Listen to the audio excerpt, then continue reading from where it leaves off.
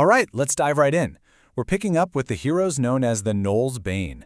Now, they've just taken down a great evil, a hag's tower is in ruins, but the amber forest they're trekking through, it is far from peaceful. We're joining their story in that really tense, uneasy quiet that comes right after a huge battle. Yeah, the source material tells you right from the jump, the big, flashy villain might be gone, but something is still very, very wrong here. And that sets the stage for a totally different kind of danger, you know? One that's way more subtle, at least at first. So, the story kicks off with what feels like a classic fantasy setup. You've got a threat creeping out of the darkness. But the way our heroes handle this one, it's going to change everything for them.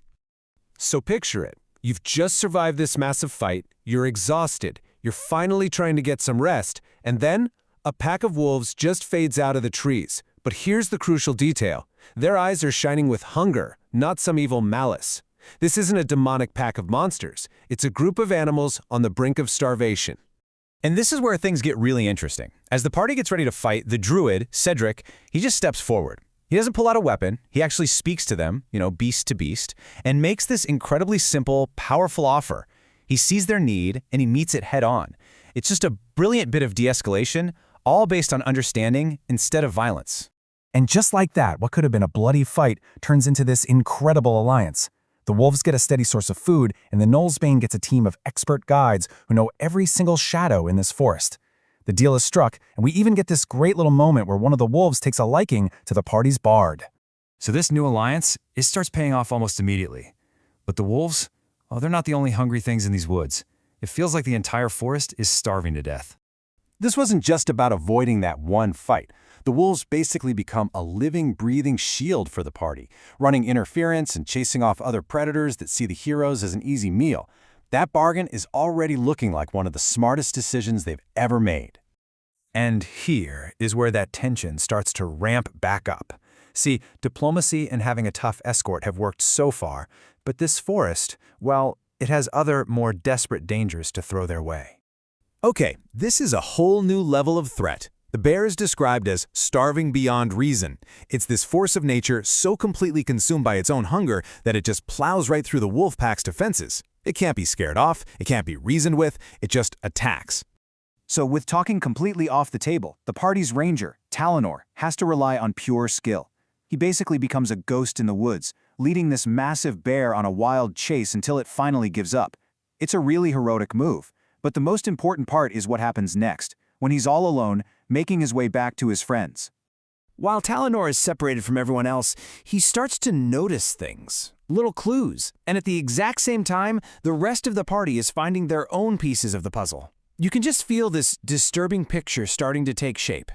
The first clue is a real gut punch for the ranger. He sees cloakers, these awful, flying, aberrant monsters. And these are the very same creatures that forced him to flee the Amber Forest to go get help in the first place. Seeing them again is a terrible, terrible sign. Then something even stranger happens. He runs into a hermit he knows, Ol Harley, who's out gathering herbs for someone he calls the Maiden of the Lake. Now, Talonor knows these woods like the back of his hand, and he knows for a fact that this maiden is something new. A new power has just sort of appeared out of nowhere. Meanwhile, back with the main group, Cedric the Druid finds the third piece of this grim puzzle.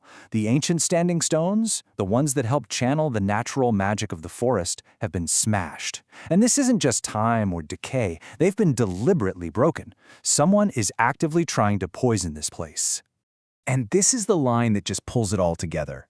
The return of the cloakers, this new maiden, the broken stones. The heroes realize these aren't just random unlucky events. They're all symptoms of a single, coordinated sickness that's taking root in the forest.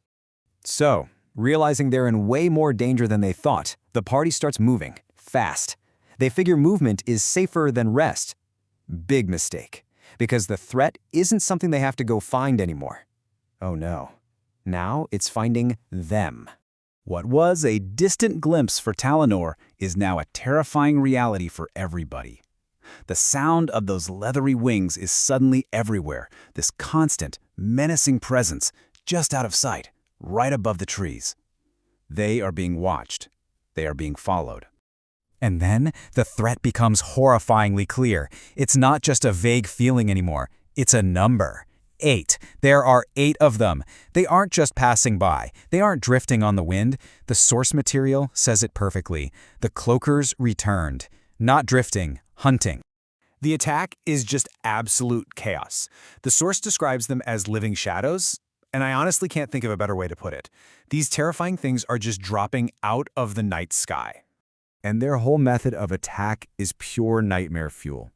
They wrap their leathery bodies around their victims, trying to suffocate them while dragging them away from the campfire, away from the others, and into the darkness. Of course, the party fights back for their lives. You've got swords flashing, magic sparking in the night, but it's this confusing, terrifying fight against enemies that literally seem to be made of the darkness itself. Amidst all this desperate life-or-death struggle, we get this one single bone-chilling line, and the forest watched. It's not helping, it's not hindering, it's just a silent observer to the hunt. This moment right here marks this huge shift in their reality. This forest was once a place full of challenges they had to overcome, right? Not anymore. Now, the entire environment has become an active, hostile predator. And we end on this final, incredibly ominous thought. The cloakers, the broken stones, the mystery maiden, they aren't the real problem. They're just the symptoms. They are the teeth. And, as the source says, something in these woods is gathering teeth. The Gnoll's bane has just walked right into the jaws of a predator they haven't even seen yet.